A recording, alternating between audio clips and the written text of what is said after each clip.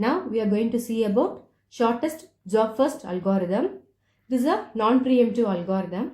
In shortest job first algorithm, the process which has minimum execution time will be executing first. Okay, that is, which has minimum burst time will be executing first. Here in this example, we have taken 5 different processes with its corresponding arrival time and burst time. So now we will start to draw Gantt chart.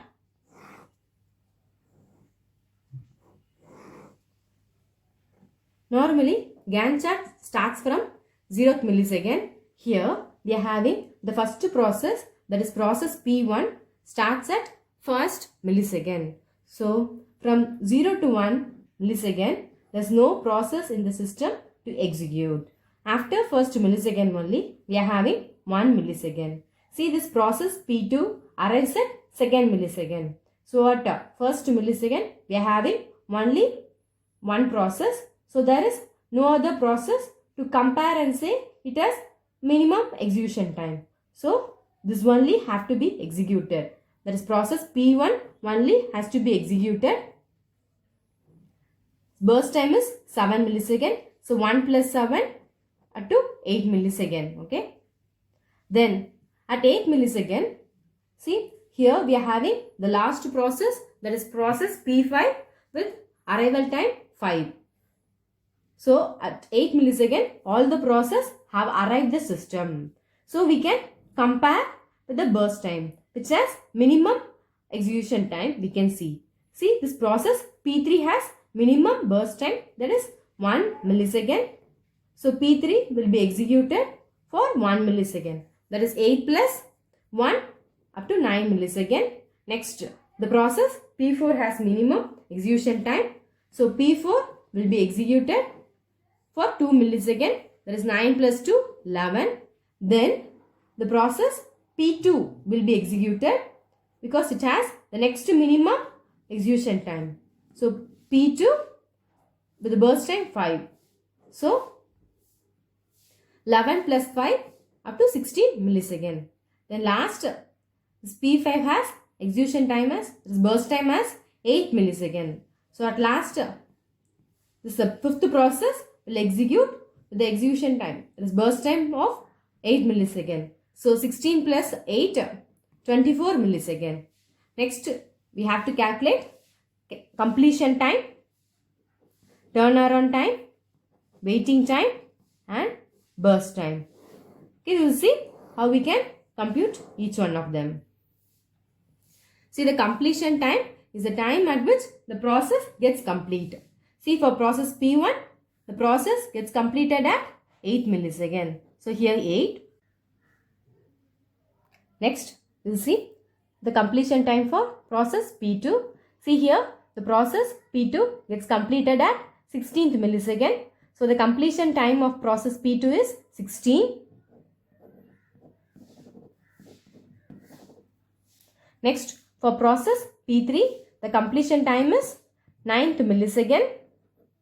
This process P4, the process gets completed at 11th millisecond.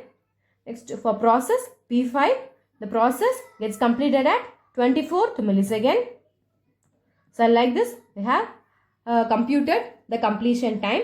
Next, we will see how to calculate turnaround time. So, the formula for turnaround time is completion time minus arrival time. So, here for process P1, 8 minus 1, 7. P2, 16 minus 2, 14. For process P3, 9 minus 3, 6. For process P4, 11 minus 4, 7. For process P5, 24 minus 5, 19. Okay, next, we have to calculate waiting time. That is, how long the process waited in the system. So, we have to calculate it. See, this process P1 arrived at 1st millisecond. See, at 1st millisecond itself, the process P1 gets completed its execution. So, this process P1 doesn't wait at all. So, the waiting time for process P1 is 0. Next, for process P2. See, the process P2 arrived at the system at 2nd millisecond, but it is processed by the CPU at 11th millisecond. So from 2 to 11 millisecond, the process P2 had waited. So 11 minus 2, 9. So up to 9 millisecond, this process P2 has waited. Then the process P3 arrived the system at 3rd millisecond, but it started its execution only at 8th millisecond. So the process had waited from 3 to 8 millisecond.